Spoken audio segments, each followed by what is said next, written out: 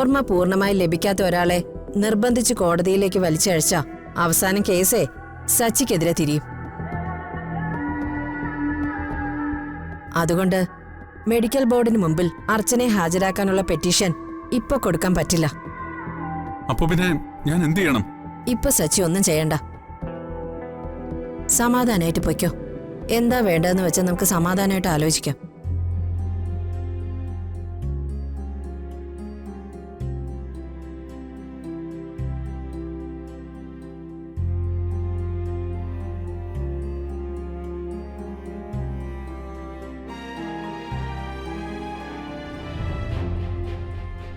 സച്ചി,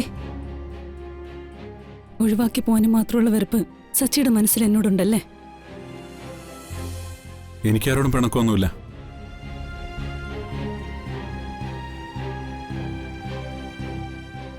ഒരു ദിവസം സച്ചിക്ക് എന്നെ മനസ്സിലാവും. അന്ന് ഈ പിണക്കമൊക്കെ മാറും. വക്കീലിനെ ഞാൻ വല്ലാതെ വിശ്വസിച്ചിരുന്നു. പക്ഷേ ആ വിശ്വാസം വക്കീൽ തകർത്ത് കളഞ്ഞു. ഞാൻ സച്ചിയോട് ഒരു വിശ്വാസവഞ്ചനയും കാണിച്ചിട്ടില്ല. സച്ചി എന്നെ തെറ്റിദ്ധരിച്ചിരിക്കുവോ? എനിക്കെല്ലാം മനസ്സിലായി വക്കീലേ. എന്റെ കൂടെ നിൽക്കുകയാണെന്ന് എന്നെ തെറ്റിദ്ധരിപ്പിച്ചിട്ട് വക്കീൽ വാദിച്ചത് അയാൾക്ക് വേണ്ടിയിട്ടാ. ആ സങ്കടം എന്റെ മനസ്സിൽ നിന്ന് പോവില്ല. ഞാൻ അങ്ങനെ ഒരിക്കലും ചെയ്തിട്ടില്ല. ഞാൻ എപ്പോഴും നിന്നിട്ടുള്ളത് സച്ചിക്ക് വേണ്ടിയാ. അർച്ചനയ്ക്കും ഗൂഗിൾ സാറിനും കുറച്ചുകൂടി സാവകാശം കൊടുക്കണമെന്ന് പറഞ്ഞതുപോലും സച്ചിക്ക് വേണ്ടിയായിരുന്നു. സമയം കൂടുതൽ കൊടുക്കുന്തോറും അർച്ചന അയാളുടെ കുടുംബത്തിലേക്ക് കൂടുതൽ കൂടുതൽ അടുത്തോണ്ടിരിക്കുക. അവരെല്ലാം ചേർന്ന് എന്റെ അർച്ചനയെ ബ്രെയിൻ വാഷ് ചെയ്തോണ്ടിരിക്കുക. അത് സച്ചിയുടെ വെറും തോന്നല. ഗൂഗിൾ സാറിനെ എനിക്കറിയുന്നത് പോലെ സച്ചിക്ക് അറിയില്ല. അദ്ദേഹം സച്ചിയെ ഒരു തരത്തിലും ദ്രോഹിക്കില്ലെന്ന് എനിക്ക് ഉറപ്പുണ്ട്. എന്റെ അർച്ചനയ്ക്ക് എല്ലാം ഓർമ്മയുണ്ട്. അതെനിക്ക് ബോധ്യായി. പക്ഷേ തിരിച്ചു പോരാതിരിക്കാൻ അവളെ ആരോ നിർബന്ധിക്കുന്നുണ്ട്, അല്ലെങ്കിൽ ഭീഷണിപ്പെടുത്തുന്നുണ്ട്. അതുകൊണ്ടാ അവള് ആരും ഓർമ്മയില്ലെന്ന് അഭിനയിക്കുന്നേ. സച്ചിക്ക് എന്താ ഇപ്പൊ അങ്ങനെ തോന്നാൻ കാരണം? പറയാം.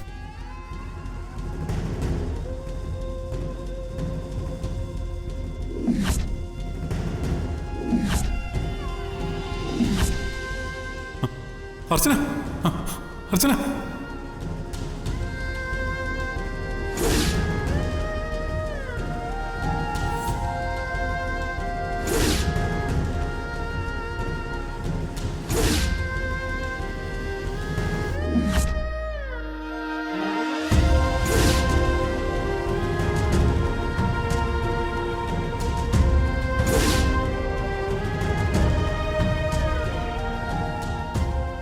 ഇപ്പൊ മനസ്സിലായില്ലേ അർച്ചനയ്ക്ക് എല്ലാം ഓർമ്മയുണ്ടെന്ന്?